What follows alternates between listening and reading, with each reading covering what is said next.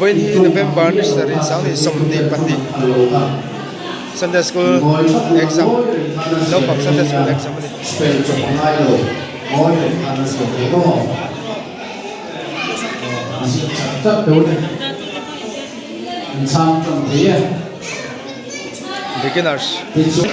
beginners department le primary department ho an ni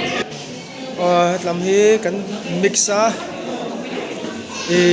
doctrine department te inter department te ho an ni an thut pol lo aba em ve beginner em biguna lui ja thar deu de po an ni kan ki ba la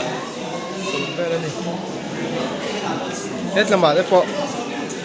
sang sang an ni doctrine department te senior department te junior department te ho an ni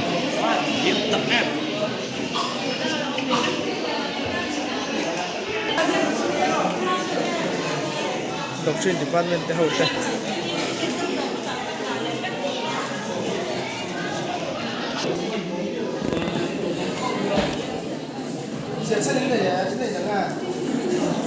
how to para la po hey a how te exam aveng ulu khop mai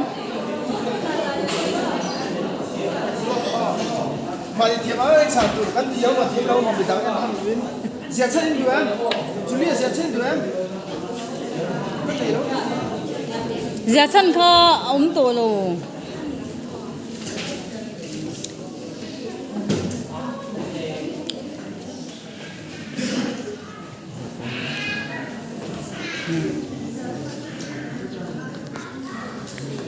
to se với exam chứ không phải nữa